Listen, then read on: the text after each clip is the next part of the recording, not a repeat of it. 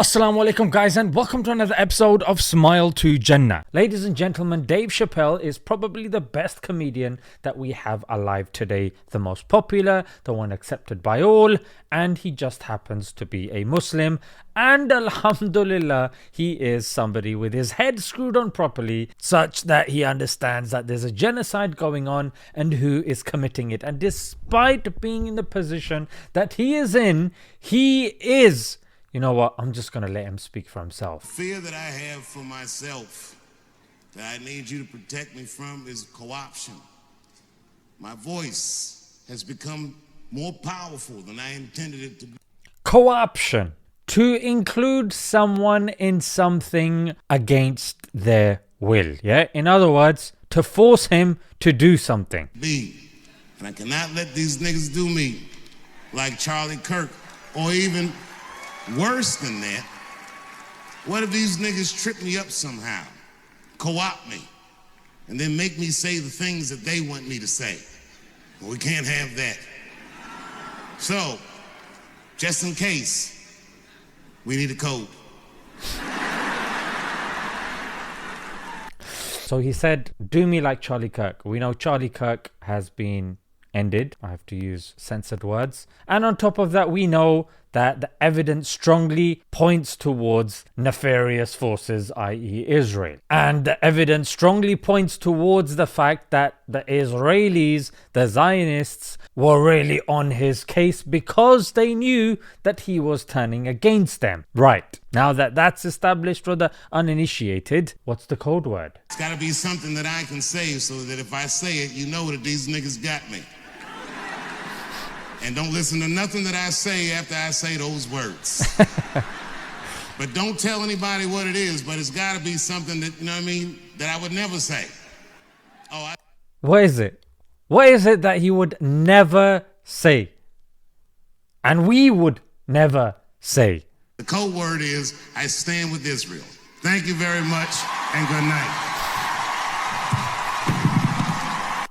Given the genocide that's taken place and the extended period of time that these war crimes have been taking place, that have been objectively proved by the likes of UN, Amnesty International, and the International Criminal Court, the ICJ, you name it, even genocide experts that happen to be survivors of the Holocaust themselves. Oh my God. So much respect for this guy. Honestly, this is no regular Joe. You know what I mean? Like, this guy is big. And for him to say that on the platform that he's on, boy. Now, I did a shorts on this, but maybe you guys didn't see this. Let's react to this together. You know, and Bill Maher, the famous comedian, I've known Bill since I was like 18, 19 years old. And yeah, Bill's irrelevant, so I'm going to forward that bit. Because I did a comedy festival in Saudi Arabia, I somehow betrayed my principles. Well, no, I know I didn't. I know. No. No, come on, everybody, let me do this. And I'm sure, all right, now everybody calm down. Now, I'm sure I'm right. First of all, what did they say? They said, well, Saudi Arabia killed a journalist, and rest in peace, Jamal Khashoggi. I'm sorry that he got murdered in such a heinous fashion, but, and no buts, like, you know, period, and also, I mean, look, bro, Israel's killed 240 journalists in the last 3 months, so I didn't know y'all was still counting. 240 journalists in the last 3 months. However, people keep banging on about one. Why? Because it's against somebody that is seen to be not in line with American and Western values. That's what it comes down to, ladies and gentlemen. When it comes to a crime that our ally has committed, well, there must be a reason for it, and you know, you give context. But when it comes to somebody else that's not your ally, it's heinous, it's barbarous, it's backwards.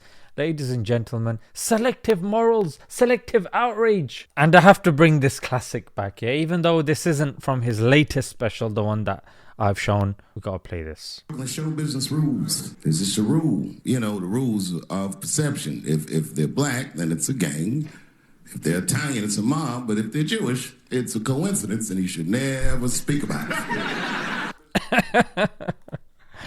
That's a classic. The whites were quick to say this. They said, Charlie Kirk is this generation's Martin Luther King. No, he's not.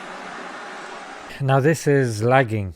I couldn't find the other version of this. Now this is actually very profound. I heard this yesterday and it kept playing on my mind, like such a good point. And we take this point for granted. So pay attention. Yeah, that's a reach. You know, they both got murdered in a terrible fashion. They both got shot in the neck, but that's about where those similarities end. That's it. Because Charlie Kirk is a motherfucking internet personality. No, by design. Fundamentally, he can't. For us nowadays, an internet personality is synonymous with being famous. However, pre-internet, fame is completely different to internet fame. Now, this distinction, many of you guys won't be aware of because you've been born into this internet age, which is not your fault, but very interesting perspective. Function like Dr. King. Internet niggas are negative because they have to be, because nobody will engage them unless they say shit that makes them upset. That's Charlie Kirk. Could you imagine Dr. King was behaving like Charlie Kirk? Smash that like button and subscribe. Follow me for more content like this. I believe all black people should be free. Change my mind. That's the table that he would be on.